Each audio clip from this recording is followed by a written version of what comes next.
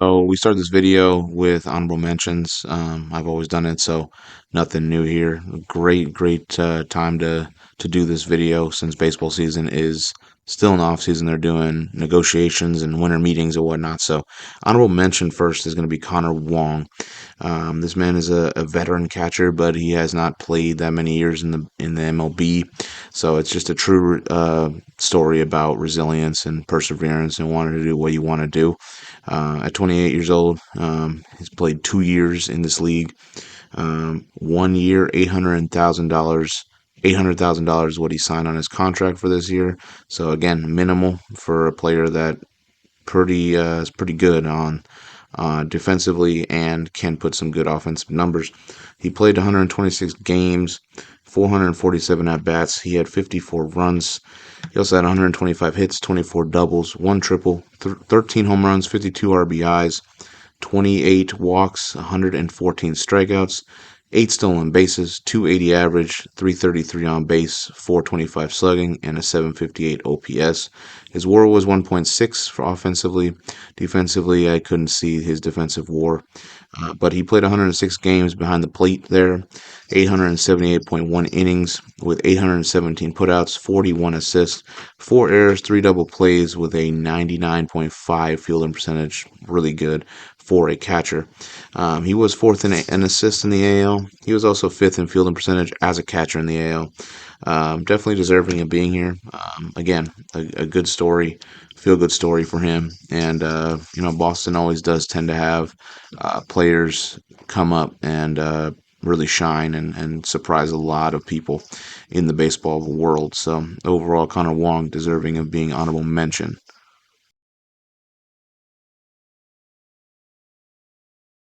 Next, we do have Logan or Hoppy, from the Los Angeles Angels. Another honorable mention, 24 years old, 2 years that he's been in the big leagues. He has a 1 year, $800,000 contract this year. Definitely a bright spot in a franchise that has been starving for some type of success. Definitely. And with Mike Trout aging, they're going to have to look towards possibly elsewhere to get their production. I think Logan Hop has the ability of being a really good catcher in the future. He played 136 games, 479 at bats, 64 runs. He had 117 hits, 17 doubles, a triple, 20 home runs, 56 RBIs, 33 walks, 155 strikeouts, which is something he needs to learn how to do, is not strike out as much. 2 stolen bases, a 244 average, 303 on base, 409 slugging, 712 OPS. 2.7 WAR on offense. He played 127 games. He had 1,064.1 innings when he was as a catcher, 962 putouts, 41 assists, 6 errors, a 99.4 fielding percentage, which is really good. Young catcher learning. He was third in defensive games as a catcher in the AL. He was fourth in putouts in the AL. He was also fourth in assists in the AL. Again, just a young player, has a lot of potential. Definitely a good future in his hands, and the Angels look like they have someone there besides a Mike Trout.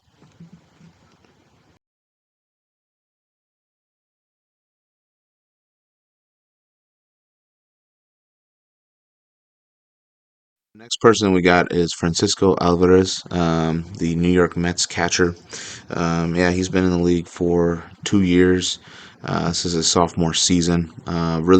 Really good catcher, honestly. He has the ability of being an all-star, being a part of their all MLB team that they've started to do recently. And, honestly, just he's been a valuable asset to a team that got very close to a World Series, just met a dominant team in the Dodgers. So Alvarez will definitely be a impact moving forward, and he's super young. He's 23 years old, 2 years in the league, like I said.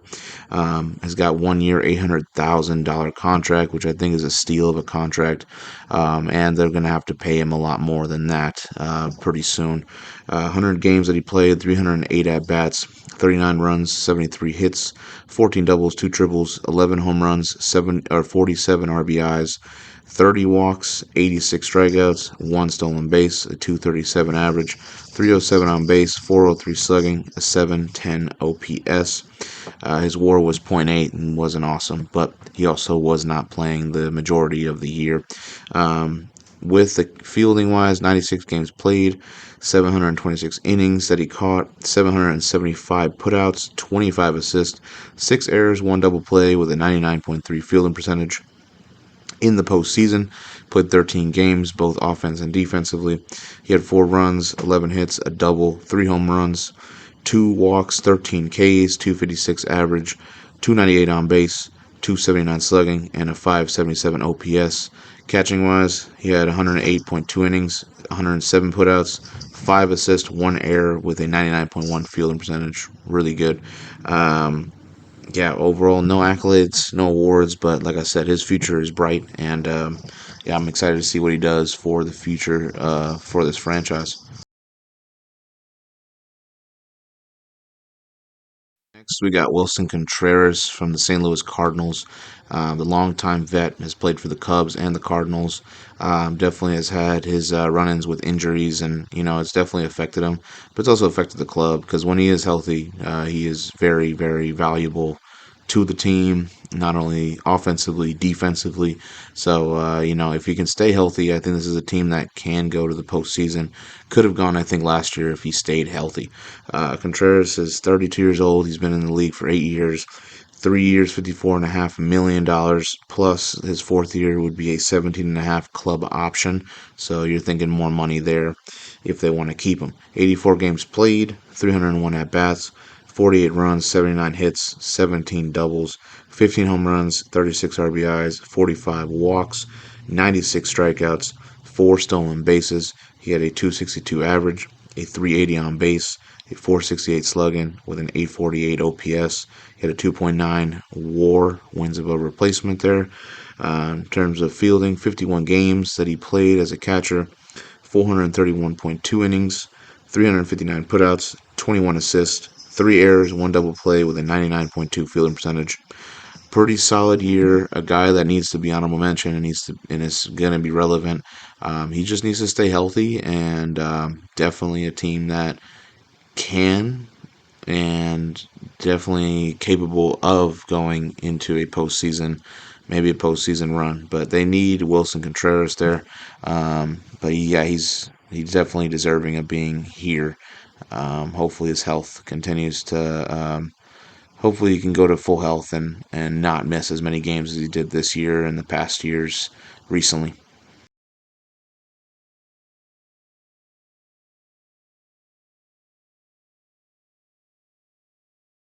Next catcher, we have Jonah Heim from the Texas Rangers.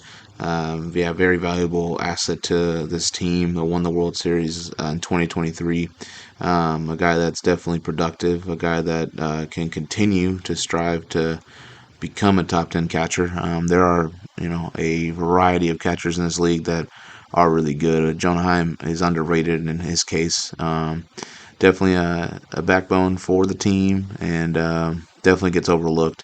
Um, but number wise, I mean, there's a lot of catchers, man, that's got some great numbers. Jonah Heim, though, deserves this to be honorable mention. 29 years old, 8 years in the league, or 29 years old, 4 years in the league. He had 1 year, $5.21 million on the contract for him this next year. 131 games that he played, 459 at bats, 45 runs, 101 hits, 12 doubles, a triple, 13 home runs, 59 RBIs, 26 walks, along with 90 strikeouts, a stolen base, 220 average, 267 on base with a 336 slugging, and a 6.0 OPS, 1.1 WAR. Defensively, played 119 games, 977 innings, 967 putouts, 37 assists, 7 errors, 5 double plays, and a 99.3 fielding percentage. Yeah, no accolades for Jonah. Definitely deserving of where he's at. And hopefully he can climb up and move up the ranks. But overall, I mean, he still is a very important piece to their puzzle in Texas. Honorable mention we got is Keppel Ruiz from the Washington Nationals, young catcher who is by far the closest one to being a top 10 player based on what he's able to do defensively on a day-to-day basis. Definitely fun to watch, and again is a bright spot in a team that's rebuilding and trying to become playoff contenders. Keppel Ruiz, 26 years old, 3 years in the league, signed 6 years, $42.25 million. The seventh and eighth year combining $26 million club option. If they decide to do that, I wouldn't. I wouldn't put it past them that they're going to obviously take that and give him that money. I do believe he's going to be a really big deal and a star in the league. 127 games played, 459 at bats, 46 runs, 105 hits, 21 doubles, 13 home runs, 57 RBIs, 16 walks, 54 strikeouts, 3 stolen bases, a 229 average, 260 on base, 359 slugging, 619 OPS with a .6 WAR. But overall, the games that he did play, it's pretty impactful. The numbers are pretty good. Defensively, 116 games played, 971.2 innings, 921 putouts, 39 assists, 2 errors, 8 double plays for a 98.9 fielding percentage. Fantastic. He was fourth in defensive games played as a catcher in the NL. He was fourth in putouts as a catcher in the NL. He was fourth in assists as a catcher in the NL. And double plays turned, he was fourth. Fielding percentage, he was way up there. I believe he was first or fourth around there, 1 through 4 around their top 3. So overall, very big impact, superstar in the making for sure.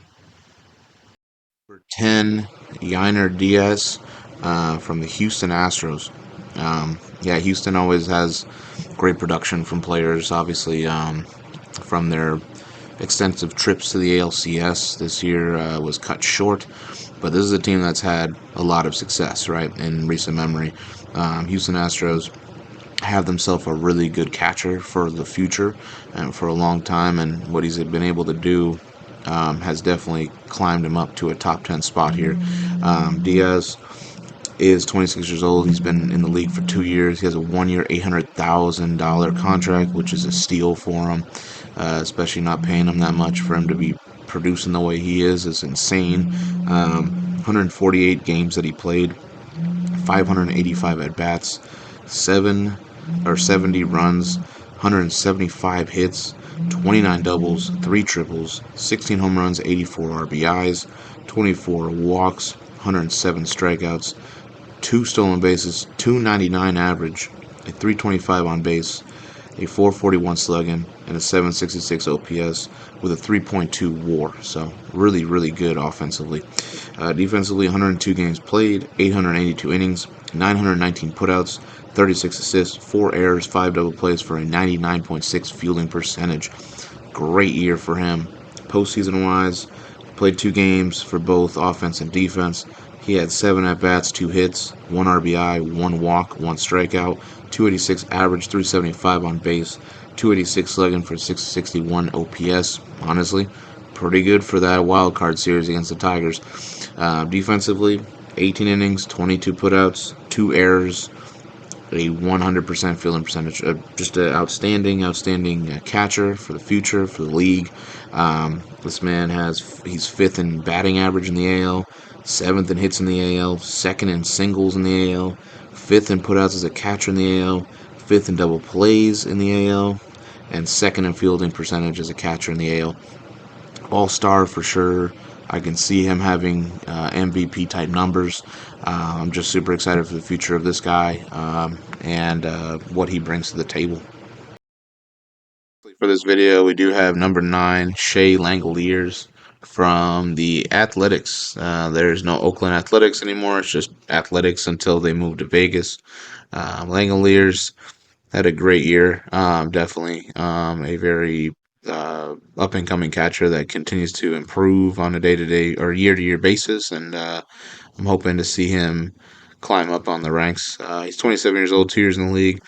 1 year, $800,000 is the contract that he got this next year. 137 games played, 482 at bats, 58 runs, 108 hits, 18 doubles, 2 triples, 29 home runs, 80 RBIs, 41 walks with 145 strikeouts, 4 stolen bases, 224 average, 288 on base, 450 slugging, 739 OPS with a 2.9 WAR. In terms of defensive wise, played 131 games behind the plate, 1,108.2 innings with 1,007 putouts, 51 assists, 5 errors, 5 double plays with a 99.5 fielding percentage.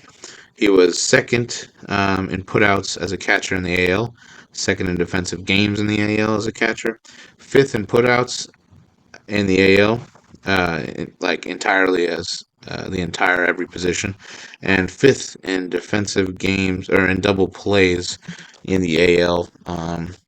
Yeah, I mean he was phenomenal on defense, on offense. Definitely a bright spot for this team that keeps rebuilding. So keep an eye on him, and yeah, he deserves to be out here. Hopefully, climbing sooner rather than later.